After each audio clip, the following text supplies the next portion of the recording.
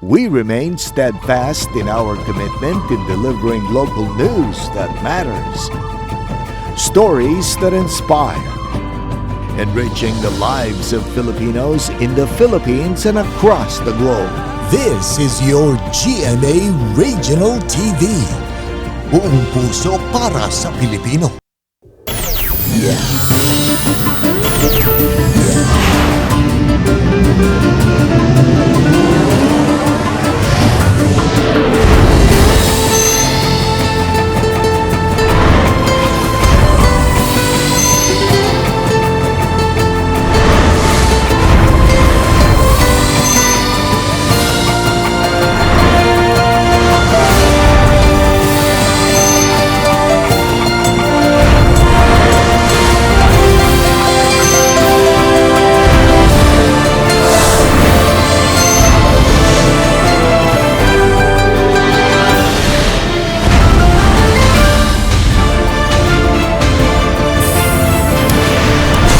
Kini ang GMA Regional TV Balitang Bisdak.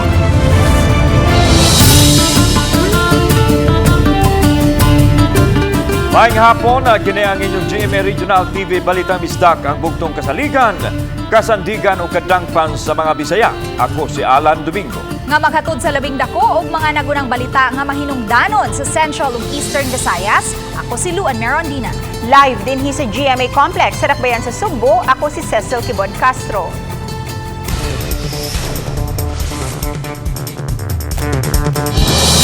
Mga kaso sa dengue sa isla sa Olango, Dakbayan sa Lapu-Lapu nagsakausap. Mu-average og tag 25 ka mga kaso sa dengue ang madangat sa Santa Rosa Community Hospital matag buwan, sukad niadtong buwan sa Enero. Apan ang maong tambalanan, padayon pang gi-renovate. Aniya ang report. Karon lang adlaw, may 5 ka mga bata ang na-admit sa Santa Rosa Community Hospital sa Olango Island tungod sa dengue. Tungod kay padayon pang gi-renovate ang tambalanan, sa outpatient department una sila gipahimutang. Matod ni Dr. Joel Semblante, Chief of Hospital sa Santa Rosa Community Hospital, sukad niadtong buwan sa Enero, miabot na sa 98 ang mga kaso sa dengue sa isla. Ug sagad sa mga nangaigo, nagpangidaron og napo ka buwan hangtod sa 24 anyos. Katong mga severe good nga in shock, amo na silang ipang transfer sa tuwang city hospital or higher center para magapan or manindot gid ang pag-manage pud sa ila. Sa data sa Regional Epidemiology and Surveillance Unit Conreso 7, ikaduha ang Lapu-Lapu City sa labing daghang kaso sa dengue karong tuiga, lukop Central Visayas, sunod sa Cebu City. Nakatala ang Dakbayan og 438 ka mga kaso sa dengue ug may unom nga nakalas. Sa pikas bahin, gikalipay usab sa Chief of Hospital nga gawas nga adunay tabang pinansyal gikan sa DOH, may budget na usab gikan sa lokal nga hagamhanan aron di lang mapaayom-ayom ang tambalanan sa isla, kundi mapadakan usab kini aron maka-accommodate og mas daghang pasyente. Naman tay plano nga i-expand ang hospital gud. So para mausa og repair, ato i-consolidate na lang plano sa city ug ang sa DOH. Uban ni Godfrey Rilien, Luan Merondina, Balitang Bisdak. Taliwa sa nabantayang pagsaka sa mga kaso sa dengue karong panahona, hingusgan sa syudad sa Mandawi ang kampanya kontra nini. Nakabantay ang City Health Department base sa dato sa ilang nakuha nga kada tulo ka tuig mosaka ang mga kaso nining maong sakit. Karong tuiga, misugod na pagpig ang gidakanon sa mga kaso. Mao nga di gusto ang Dakbayan nga mokumpiyansa o paday mohimo ang aksyon patok nini.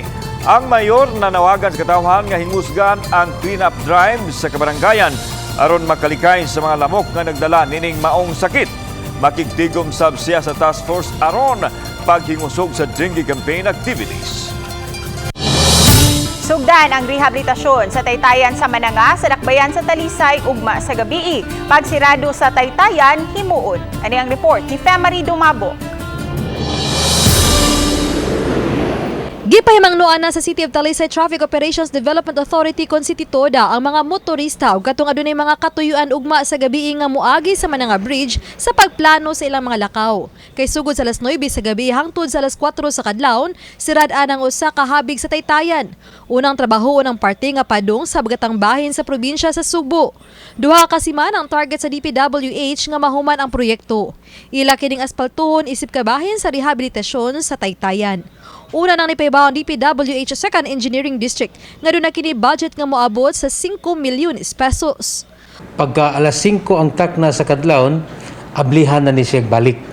So once gani nga mahuman og trabaho ang dan nga paingon og south, isunod na sa dayon ang dan paingon og north, paingon og Cebu City.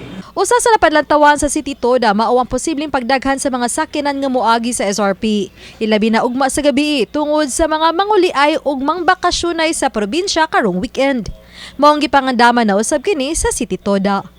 Tungod sad na siya sa mga reklamo nga bati na kayo ang maong dan, daghan ng mga alibaong, so mo nang gi-appeal siya sa rehabilitation. Namatay mga personal, gamay nga personal sa gabi, wala kay may mabalaka. Uba ni June Sulon. Ako si Famary Dumabok. Balitang Bisdak. Posibleng ipatuman sa Cebu Provincial Police Office ang lahugay sa mga hepe sa kapulisan sa kalungsuran sa paghuman sa election period. Giklaro hinuon ni Police Colonel Engelbert Soriano, ang direktor sa kapulisan sa lalawigan, nga adunay mga police officials nga ma-promote ang ranggo. Maong gikinahanglan nga ibalhin na sa assignment ug hulipan ang pwesto. Natagbaw ra si Soriano sa gipakitang performance sa kapulisan. Ilabi na sa nakalabayng eleksyon nga sa kinatibuk-an nagmalinaw. Hinuon giawhag sa police official ang mga chief of police nga ipadayon ang dedikasyon sa ilang serbisyo. Binigay natin ng most peaceful election sa Cebu Province ay pinagmamalaki natin yun at ito ay dahil sa commitment at dedication ng ating mga chief of police at kanilang mga tauhan. Lungsod sa Cordova padayong hingusog sa ilang COVID-19 vaccination, ilabi na sa mga senior citizens nga adunay mga comorbidities. Usa ang Cordova sa mga lungsod sa lalawigan sa Sugbo nga nagpabilin gyapon sa alert level 2 nunod sa kaubos sa vaccination rate sa mga senior citizens. Usa sa mga qualification aron maklasify ang usa ka dapit sa alert level 1 kung mas luag nga quarantine restrictions. Mao ang pagkabot og 70% vaccination rate sa mga senior citizens. Matod ni Geraldine Padillo Palsario, Municipal Administrator Designate, nga dakong hagit kanila ang pagkumbinser sa mga senior citizens nga magpabakuna patok sa COVID-19. Sa pagkakarondolan pa lang sa 50% sa mga senior citizens, sa lungsod ang mga fully vaccinated. Despite of the incentives and motivational factors na among ginahimo, mga initiatives na paghatag og ng mga incentives nila like bugas kung magpa-vaccine sila, pero wa jud ang uban dili gid sila magpa-vaccine. Balang puso ng pagbalik sa face-to-face classes sa mga tunghaan sa dakbayan sa Sugbo tungod sa pag-abag sa mga partner nga nagpakabana alang sa kaayuhan sa mga tinunan. Ato silang ila-ilahon, pinaagi ni ining report. Gawasan hinangup sa pagbalik sa face-to-face classes mao ang mga partner stakeholders sa Department of Education aron mahatagan kini og katumanan. Lakip sila sa mga opisyal sa barangay, mga tanod, barangay health worker ug mismo ang mga ginikanan. Ang mga tanod mao nagbantay sa gawas samtang ang mga opisyal sa barangay ang nakatutok usab sa sitwasyon kung adunay mga dagkong kakulian, maaksyonan dayon nila. Unta ang tanan dire sa barangay Sinsin bakunado na tan para sila makapol na gid ta sa atong eskwela dire sa barangay Sinsin. Bakuna gid importante nya sa ato sa eskwelahan kami mga barangay official support kami nila. Samtang katambayayong sa mga magtutudlo ang mga barangay health worker sa pagmonitor sa panglawas sa mga bata aron masiguro nga masunod ang health protocols. Mo support gyapon mi nila bisan nus apa unsa nga here maabot na to. Kana willing mi mo support. Miabag usab ang mga ginikanan nga magpuli-puli sa pagbantay sa mga classroom aron maabagan ang mga magtutudlo nga tua sa classroom. Mapasalamaton ang DepEd sa natampo sa tanang stakeholder aron mahatagan og katumanan ang pagpahigayon sa limited face-to-face classes. I know nga it's not easy, pero rest assured nga ako o ang mga tao sa Division Office is here to help you all the way. Walang iwanan. Kauban si Clufer Lumayag ug Rod Prado, ako si Alan Domingo. Balitang Bisdak. Mga sakop sa San Fernando Police Station sa probinsya sa Sugbo, mao'y nangu sa pagpahigayon og Oplan Baklas. Kuyog ang mga batanon nga mga sakop sa nagkadayang fraternity ug uban pang organisasyon, ilang gipanangtang ang mga campaign posters sa mga kandidato, malukal man o nasyonal nga mga politiko. Nipahigayon na usab sila og clean up drive pinaagi sa pagpamunit sa mga basura, sama sa mga plastic, mga botilya ug uban pang naa-adaptin sa dan ug sa mga kanal. Suma pa paagi kini sa paglimpyo sa kalikupan ug pagpalig-unsab sa espiritu sa pagtinabangay ug pagsinabtanay tali sa mga batanon sa lugar. Mohar og dugang personel og tagduma ang LGU Mandawi alang sa Mandawi City College. Subay kini sa pagpalambo sa serbisyo sa tunghaan ug aron mapadayon ang implementasyon sa libreng tuition. Ang detalye sa report ni Nico Serino. Sa tigom sa Board of Trustees sa Mandawi City College, nasabutan ang mga laka nga himuon subay sa rekomendasyon sa Commission on Higher Education. Nag-una niini ang pag-activate sa search committee aron mangunay sa hiring sa pipila ka plantilla position. Lakip sa gipangita, ang college administrator kay kasamtangan nga OIC ang nagduma, ingon man dugang instructors sa lain-lain nga mga kurso. Pasabot sa Committee on Education Chairman, importante kini aron mapadayon ang serbisyo sa eskwelahan. In order for Mandawi City College to continue the free tuition fee that was granted by CHED. So in order for that to be continued, we have to fill in certain plantilla positions which already have those plantilla positions. Gikinahanglan sab ang pagpa-upgrade sa mga pasilidad sa MCC sama sa laboratorio ug pag-set up og clinic. CHED also extended their help to the Mandawi City College by extending also the deadline nga makakomply ta sa certain nga mga laboratories and facilities bitaw. In short, kuwang gyud facilities. Gipasalig sa dakbayan, suportaan ang eskwelahan ug pagtagana ng daan ug pondo alang niini. Plano sa syudad nga gamiton isip permanenteng campus sa MCC ang karon karaang City Jail Building sa may Barangay Look. Kung mabalhin na ang prisuhan sa may Barangay Basak, ang eskwelahan na ang mugamit sa maong lugar. Ang atong City College mo na mo occupy diha sa jail, sa katong LTO o sa jail o sa Mactes. That will be the intended area for Mandawi City College. Ang ako rong suggestion sa planning is for us to construct phase 1 lang. Uban ni Rod Prado o Godfrey Relien, Nico Sereno. Balitang Bisdak. Mopahigayon na silang limited face-to-face classes ang Talisay City National High School nga dunay labing daghang tinunan sa high school sa syudad sa Talisay. Higpit nga pagsunod sa mando sa IATF gipatuman. Anang live report ni Femery Dumabok. Fem.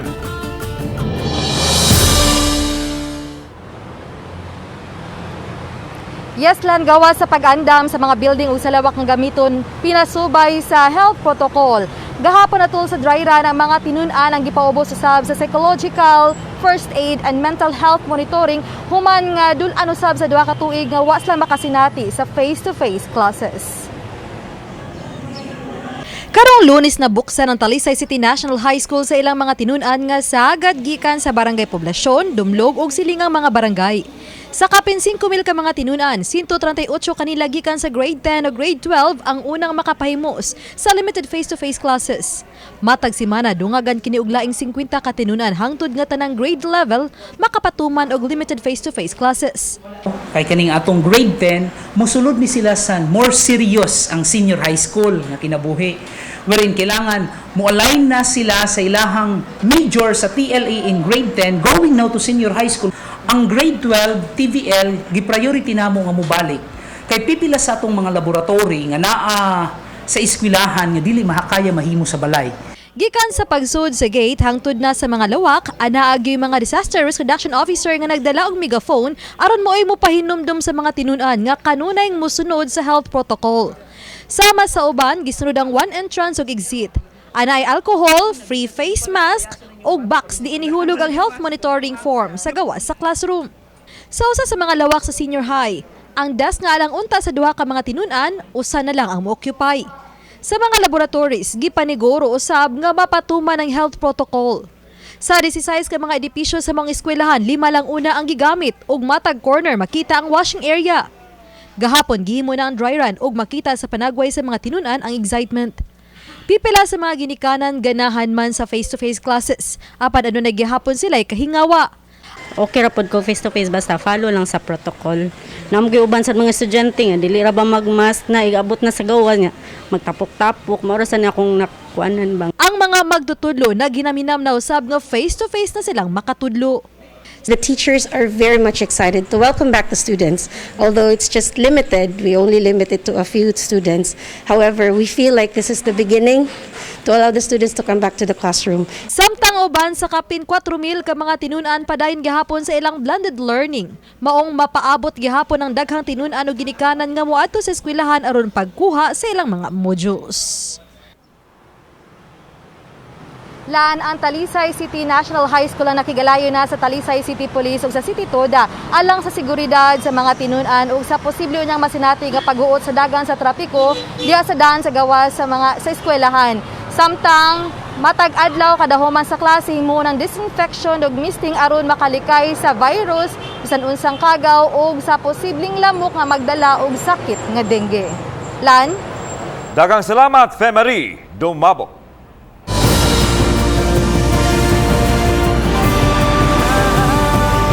Kini ang GMA Regional TV Balitang Bisdak.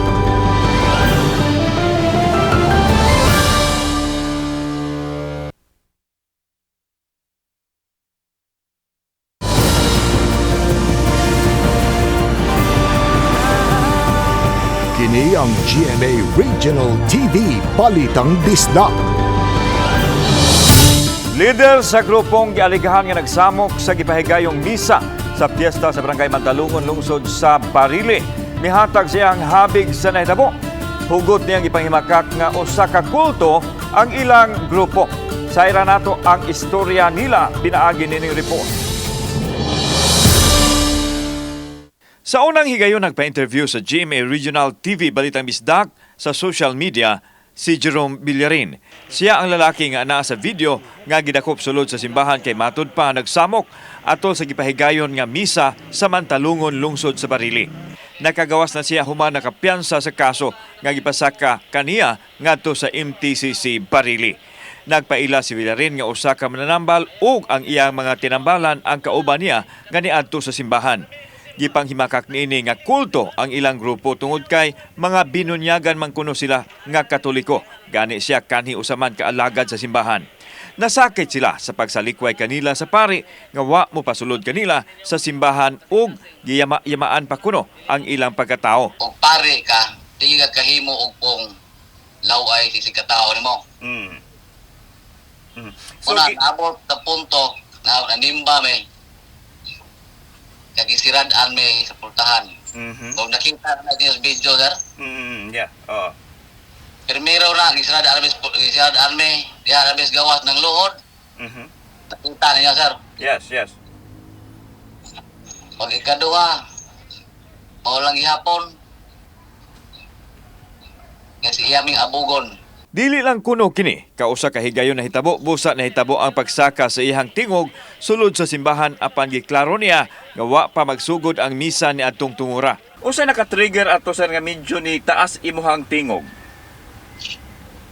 Tungod na silang gibuhat, sir, nga istoryas pare. Nga di may paskimbahon. Kung naabay gipili sa pagsimba ng simbahan. Sumoto nga ang dato rin pasunod ang pobre dili. Giklaro ni Villarin nga walay ngalan ang ilang grupo kay sila pulos mga Katoliko. Gipang himakak niini ang pasangil kaniadto nga iyang gipamuak ang mga imahin sa ilang Pinoyanan. Inay gipakita nini nga anaa mga imahin sa iyang balay din himuon ang iyang pagpanambal nga libre. Samtang sa tunga-tunga sa among interview, nikalit og hunong si Villarin og nagyaw-yaw nga kanayon. Nagpakatao ang akong anak. Itugyan ako ang akong anak para pagluwas sa mga sako. Humani ini, natumba siya sa iyahang gilingkuran. Kung saan itabo, sir? Pwede ni mo isa-isay? Kung saan ito itabo? Wa ko masayod. Sa pong nagihatag sa man kay ako. Kato. Ang amahan nagpakatao ni sud ng lawasa. Giklaro usab ni ini nga wa siya diferensya sa pangisip. Nga pasen ko no og nakay diferensya sa pangisip. Kumusta sir? Atong klarohon. Mas maayo na ang iyana sir nga mismo ari onyo din aron masayod mo. Unay kasagaran ni Satanas pagtintal sa una sa sikataw.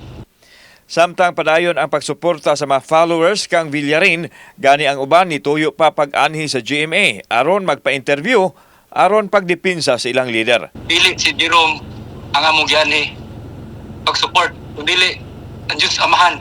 Kato siya dili to Diyos Amahan ang nisulod, ang hari to nga isog sa laing planeta. Kay daghan man hari nga mosulod sa iya, explain ako nga katong hari isugon gito siya. Samtang gihuna-huna pa sa grupo ang paghimo og kontrademanda batok sa nagdakop kang Villarin. Wa pa usab magpa-interview ang pari sa Mantalungon nga nagpadakop kang Villarin apan miluwat na og pamahayag ang tigpamaba sa Archdiocese sa Sugbo, Monsignor Joseph Tan, mahitungod sa isyu. Kauban si Clover Lumayag ug Rod Prado, ako si Alan Domingo. Balitang Bisdak. Subay nining isyu sa Mantalungon Barili atong nahinabi sa kaganina ang Pangulo sa Cebu Provincial Police Office kalabot sa ilahang aksyon nga gihimo og sa ilahang imbestigasyon pinaagi ni Police Colonel Engelbert Soriano. Atong tan-awon akong one-on-one interview. Mayong hapon ato magkauban karon si Police Colonel Engelbert Soriano, ang direktor sa Cebu Provincial Police Office. Mayong hapon, Colonel Soriano, sir. Sir, sa mga nahitabo dito sa Barangay Mantalungon, lungsod sa Barili? Last Sunday ito, May 15, mga 4:15 p.m., nagsiselebrate si Father Fiel Suico, ang parish priest ng San Isidro Labrador Parish Church, doon po sa Mantalungon, Barili, nang biglang pumasok ito si Jerome Villarin, isang 56 anyos na ang pagkakakilala po doon sa komunidad ay cult leader. Pero dahil po sa mga offensive na mga statements while he was inside the said church, ay nag-react po si Father Suico at siya ay humingi ng police assistance para po ito ay mapaalis sa loob. At nung ating pong inimbestigahan ay tunay naman talaga through witnesses na na-offend po yung religious feelings ng mga tao. Sa tagay ko og background niining grupo ni Villarin o sa iyang mga tao.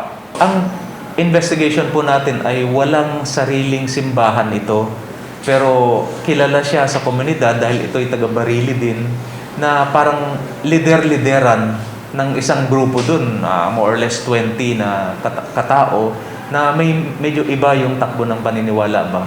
Colonel Soriano, unsa man gyud ang specific violation o basis sa inyong arrest ni Mr. Villarin? Regardless kung cult or saang denomination sila, we still filed a case of yung violation ng Article 132 sa 133 ng ating revised penal code, kung saan doon sa una nakasaad yung interruption of religious worship at yung pangalawa yung offending religious feelings. Yan po ay final natin sa MTCC ng Barili last May 17 or 2 days after the incident, at nagpiyansa po ng 18,000 pesos. Talagang dati nang pumapasok yon sa simbahan at kung ano-ano yung sinabi niya against sa belief ng Catholic Church or yung parishioners. Colonel Soriano, considering nga doon na siya ay mga sakop, mga miyembro, di ba ni siya hulga sa peace and order sa lungsod sa Barili? So far naman, this is the worst thing that he had done, yung umakyat mismo sa altar. Before kasi nandun lang siya sa mga pews, nandun sa mga upuan at nagsasabi at naririnig ng mga tao, pero pinapabayaan nila. Pero this time, he went beyond kung ano po yung tolerable at talagang nagkaroon na ng criminal act talaga, kaya pumasok po ang kapulisan. Colonel Soriano, kung sa'yo mensahe nimo nga ipaabot sa naasong grupo o sa taga-Barili as a whole? Kami naman po ay nagpapatupad ng batas. Wala kaming kinikilingan na reliyon o paniniwala. basta po tumawid ka dun sa from legal to what is illegal, pumapasok po ang kapulisan. So, nagpatupad po tayo ng batas dyan. Okay, so, you're just implementing the law? Tama po. Dagang salamat, Police Colonel Gilbert Soriano, ang Direktor sa Cebu Police Provincial Office. May hapon. Samtang among gisigag tawag si Father Suico sa Mantalungon, lungsod sa Barili, apan wa kini mutubang sa iyahang telepono. Bukas gihapon ang GMA Regional TV Balitang Bisdak alang sa habig sa pari dito sa Mantalungon, lungsod sa Barili. Re-elected Mandawi City Mayor Jonas Cortez gustong tutukan ang pagpalambo sa serbisyo ug ekonomiya sa iyang bag-ong termino. Samtang duna sabsay mensahe nga kipaabot sa nakaatbang nga partido sa miaging eleksyon. Ang detalye uban ni Nico Sereno. Pagpalambo sa serbisyo sa syudad, ingon man pag-focus sa kalambuan sa ekonomiya, taliwa sa nahitabo nga pandemya. Kini ang buot tutukan ni Mayor Jonas Cortez sa laing termino sa katungdanan. Sa eleksyon ni atong miaging simana, nahatagan siya ug ang Team Mandawi og mandato sa laing 3 ka tuig. Pasabot sa mayor, daghan ang angayang hatagan og atensyon kay gikinahanglan kini sa mga Mandawihanon. Lakip na ang pagsentro sa edukasyon, emergency and health response ug uban pa. Infrastructure gud, no, pagkuan sa mga kadalanan, drainage, sayod tang tungod sa pandemic, tanan daghan kay naapektuhan nato for the past more than 2 years. Murag ang atong services limited gyud. Samtang wala nahatagi gibug-aton ni Cortez ang pagkwestiyon sa pikas partido kabahin sa resulta sa piniliay. Kahinumduman, napili sila si Cortez, Vice Mayor Glenn Bersede ug 11 sa iyang mga konsihales. Usa ka konsihal gikan sa oposisyon ang napili sab sa katungdanan. Miauhag ang mayor sa pikas partido maghiusa alang sa kaayuhan sa syudad. They are part of the city of Mandawi. I'm just simply representing, no, gitagaan kog mandato. So ako manawagan ko nila, wana di na ta magsigig kuan kay wa kani bitaw magsigitag panaot, wa gyud tay makabot. Uban ni Rod Prado, Nico Sereno, Balitang Bisdak. Bisan sa nasinati nga kusog nga pag-uwan sa niaging mga adlaw, nagpadayon ang pagtrabaho sa landslide-prone area diha sa Sitio Languyon ug Sitio Telepono sa Barangay Manipis, Dakbayan sa Talisay. Gani nagpasalamat ang mga opisyal nga wala ray nahitabong pagdahili sa yuta. Apan pahimangno sa lokal nga kagamhanan ilabi na sa City Toda ngadto sa mga motorista nga di gihapon mo kumpiyansa. Ang pagtrabaho sa benching sa Sitio Languyon nagpadayon gikan sa alas 9 sa gabi hangtod na sa alas 5 sa kadlawon. Legal Counsel ni Congresswoman Pastrada sa mitataw nga na-dismiss ang civil case batok kang Mayor Jonard Ahong Chan nunod sa pagpapahawa sa opisina sa kongresista sa City Hall tungod lang sa technicality ug dili sa merito sa kaso. Ano ang report? Sa FB page ni Lapu-Lapu City Lone District Congresswoman Paz Radaza, subli ni ining gibarugan nga may ordinansa siyang gibasihan sa iyang tumong nga magpabilin ang pagbutang og opisina sa Lapu-Lapu City Hall. Buot niyang mas mapasayon alang sa mga upunganon ang pagduol sa iyang buhatan. Apan tungod kay wa siya makahibaw nga may schedule di ay sa mediation ni adtong Marso 30, hinungdan nga wa sila makatambong. Ang kapakyas nila pagtambong ang gihimong basihan sa korte sa pagdismiss sa civil case nga gisangat ni Radaza batok kang Lapu-Lapu City Mayor Jonard Ahong Chan. Matod sa legal counsel ni Radaza nga si Attorney Kim Anthony Castro, buot niyang himugatan nga ang pagbasura sa kaso tungod lang sa technicality o dili sa merito sa kaso. Kung technicality lang, meaning that whether or not it was right for us to file the petition is not determined by the dismissal of the case. Actually, we still maintain that it was proper for us to file the case because holding the office in City Hall was based on an ordinance. Apan giangkon sa legal counsel sa kongresista nga bisan pa man kung mamahimo pa silang moduso og motion for reconsideration apan posibleng mahuman na lang ang termino ni Radaza isip kongresista apan di pa makasugod ang trial. Ang basis niya for filing is as Congresswoman of Lapu-Lapu City, mautol sa purpose nga dito sa pag-opisina sa City Hall because as an ordinance with that effect and it will service the people of Lapu-Lapu City.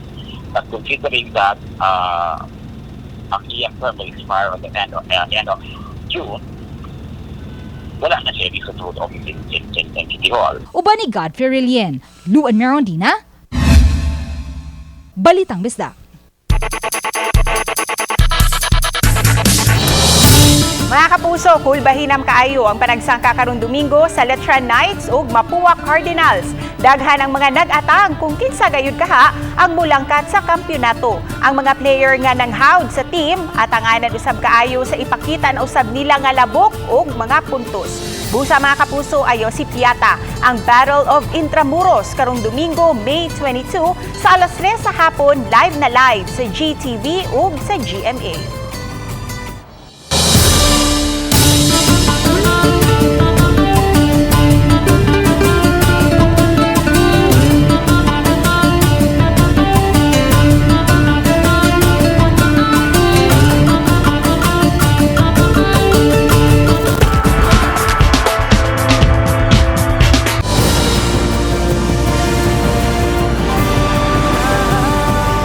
Kini ang GMA Regional TV Balitang Bisdak.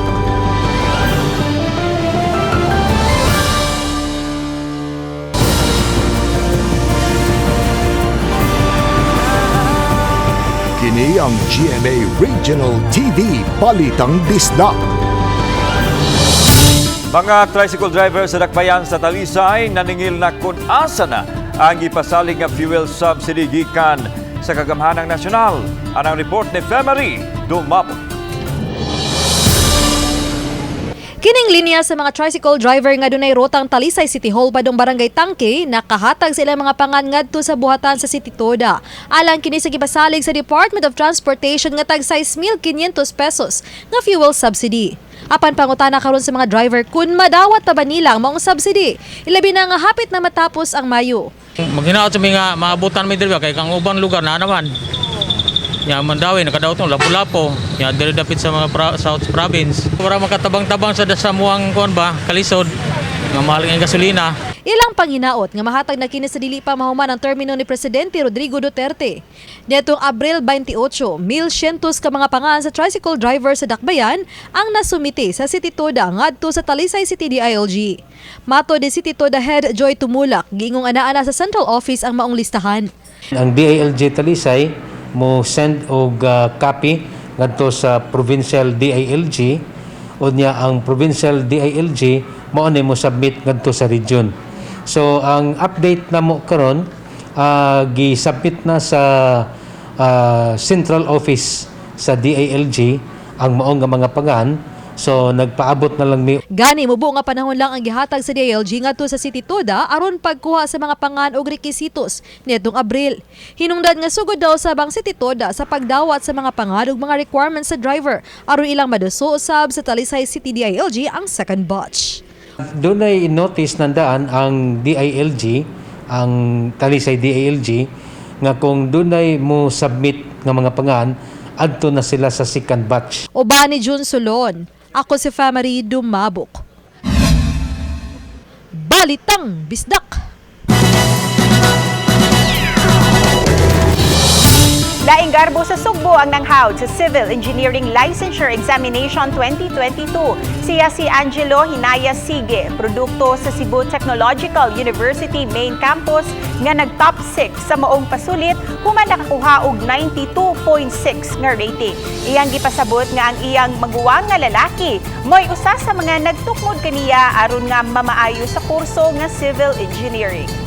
Na-inspire ako sa akong kuya nga top 9 sa May 2015. Mautoy nag-inspire na ako nga musunod niya. I remember nga nakapaganito yung time nga napaka-down ako tungod sa gamay nga grado sa math pa. O down kay 4. Pero wala ko kabantay nga mao dito wake up call na ako nga mas magkugi pa kog maayo. Gawas kang sige, nalakip usab sa top 8 ang laing Subuanon nga si Kaizen Daniel Uriel kinsa produkto sa University of San Carlos human makakuha og 92.2 nga rating. Barangay Tungasan sa Olango Island nakadawat og 50,000 pesos nga cash reward gikan sa lokal nga kagamhanan human kini madeklarar nga drug cleared sa miaging tuig. Ang barangay secretary nga si Iglesia Inok ang midawat sa cheque gikan kang Lapu-Lapu City Mayor Junard Ahongchan kay may opisyal nga lakaw ang ilang barangay kapitan. Setyembre 28, 2021 gideklarar sa Regional Oversight Committee ang barangay Tungasan nga drug cleared. Sa pagkakaroon, may 5 na ka mga barangay sa Lapu-Lapu City ang gideklarar nga drug cleared ug usa ang drug free nga mao ang isla sa Kauhagan. Gipaabot pa usab sa pangusak-losap ang certification gikan sa barangay Kauhagan nga maghatag og katin-awan sa gikatahong drug personality nga molupyo sa dapit kung tinuod ba nga anaa pa kini didto. Nadugay-dugay lang na nato paghatag sa barangay Tungasan tungod sa election ban. So right now, atong gihatag ang cash reward para magamit sad sa ilahang anti-illegal drug activities nga pagkahimuon sa ilang barangay. Nangimbitar ang Mandawi City sa mga residente nga interesadong mapalambo ang ilang abilidad isip pagpangandam sa panarbaho nga magpa-enroll sa lain-laing technical o vocational skills training. Atong sayran ang detalye sa report ni Nico Sereno. Padayon nga nanawat karon og mga enrollee sa lain-lain nga programs ang Mandawi City College Technological and Entrepreneurial Skills Training Center o MACTEST. Lakip sa ilang gitanyag ang lain-laing vocational, technological, technical ug livelihood training sama sa cosmetology, hilo training, dressmaking ug uban pa. Pasabot sa labaw sa MACTEST, labing in-demand nila nga kurso karon ang high-speed sewing. Ang ilang mga graduates ilang gi-refer sa mga kompanya sa MEPS aron makatrabaho. Constituents na to no nga mga out of school youth niya kanang kuan. Kanang mga displaced workers so ni switch sila sa kaning panginhanglan dito sa kuan panahi dito sa MEPS. Naagid sila kuan qualification sa age which is 18 years old to 35 years old. Sa mo na siya pwede na ito yun ma-endorse. Sukad nga nagkapandemya, nahunong ang operasyon sa MACTEST ug ang ilang mga programa nga gitanyag. Apan sa pagluag sa mga restrictions, hinay-hinay na sab nga gibalik ang mga klase ug mga programa. After sa katong pandemic, naningkamot nga mabalik na to last year, September. So naganam-anam lang yun ang mga students. They come in to enroll. So muna encouragement naman, we go out to barangays. Uban ni Godfrey Relien, Nico Sereno, Balitang Bisdak. Kini atong latest weather update May 19, 2022. Kagahapon, officially na nato gideclare ang rainy season or tag-ulan sa Pilipinas. Ilabi na sa may kasadpang bahin sa Luzon ug sa Visayas. Ug padayong nakaapekto ang La Nina sa ubang bahin sa atong nasod, which may increase the likelihood of above normal rainfall conditions in the coming months. Padayon ta mag-monitor sa mga gi-issue ng pag-asa sa mga latest weather and long-term climate updates. Ang weather condition sa tibuok Visayas, Palawan, Kalayaan Islands ug ang Occidental Mindoro makasinati na panagsama panganoron ngadto na sa madag-umo na kalangitan ug naay mga patak-patak na mga pag-uwan ug kini mga localized na mga pagpanugdog og kilat. Natay forecast maximum heat index na mo range sa 38 to 42 degrees Celsius ug under kini sa extreme caution to danger na category. Para sa atong mga dugang detalye, bisitaha to mga official social media accounts. Kini si Jomar Eclarino gikan diri sa DOST Pag-asa Mactan. Maayong adlaw ug mag-amping tang tanan.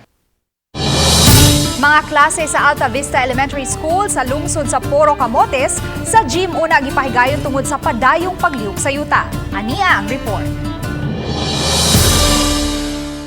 Sa pagkusukuso sa bagyong Agaton sa mayaging buwan, ang pagpangliki o paglihok sa yuta nabatyagan paghihapon. Makita pa usab ang kadelikado niini dili lang sa eskwelahan, apil na ang kabalayan. Ang mga karaang ng liki nga yuta misamot pa sa pagsigi ug uwan. Sa barangay Altavista kini sa lungsod sa Poro sa isla sa Camotes. Gani ang ubang mga residente temporaryong mihiklin tungod sa karisgo pa sa lugar. Apan ang edukasyon bisan sa kalamidad magpadayon. Ilabi na karon nga ubos na usab sa new normal. Tungod kay peligroso pa kaayo ang lugar, sa barangay covered court lang una gipadayon ang limited face-to-face classes.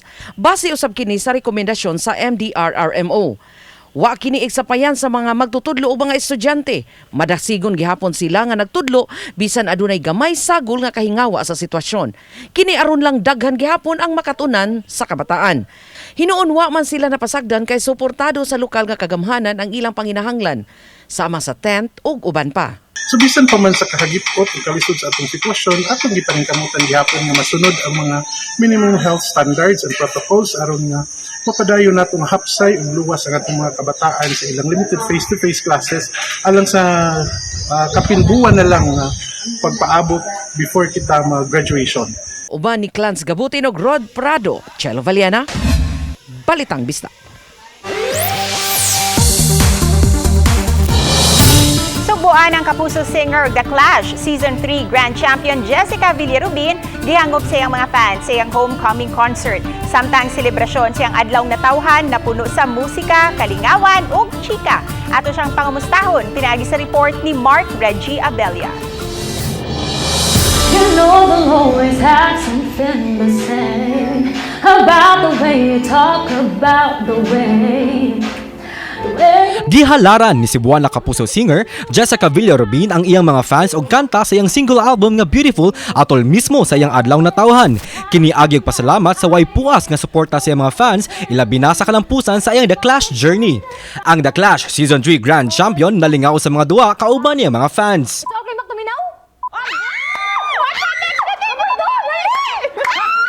Malipayon si Jessica nga makita usab ang iyang mga higala, paryente, pamilya ug mga supporter atol mismo sa iyang homecoming concert nga gipahigayon sa San Fernando, Cebu. Ang mga songs gyud amo jud siyang giplan kung unsay opening, unsay mga akong dapat isulti. So ang mga songs nga akong gipili, syempre mo jud katong mga nitatak pod sa The Clash. Akong mga contest piece sa The Clash nga nitatak sad. And as in, lingaw ra gyud. Ang akong unahon na ato nga maglingaw ra gyud ang mga tao. Which is nakita sad nako nga nalingaw sad sila, which is mao jud akong gusto makita nga magkatawa sila nako mag-perform. So happy good kay ko. Gawa sa iyang homecoming concert, nagmalampuson usab ang iyang solo performance sa Dubai Expo kauban silang Kapuso actors Yan Lim ug Asia's Limitless star Julian San Jose. Ang iyang rendition sa Girl on Fire nag-viral sa social media. Ang sugbuan ng singer di makatuo sa iyang mga naabot karon, busa saad niya sa mga fans nga magpabilin siyang mapaubsanon. Si Jessica atong makita matag Domingo sa All Out Sundays kauban niya mga naglangkob sa Queendoms. Kauban si Clans Gabutin, ako si Mark Reggie. Balitang Bisdak. Daghang salamat sa mga kapuso nato apil na nga nasa gawasan nason nga nakisayod sa mga dagko ug nagunang balita sa rehiyon. Ako si Luan Merondina. Ugikan dinhi sa Central ug Eastern Visayas. Ako si Cecil Kibod Castro. Ang inyong balita, ang among balita kay matag lokal nga balita mahinungdanon. Kini ang inyong GMA Regional TV Balitang Bisdak. Buong puso para sa Pilipino. Ako si Alan Domingo. Maayong hapon mga kapuso.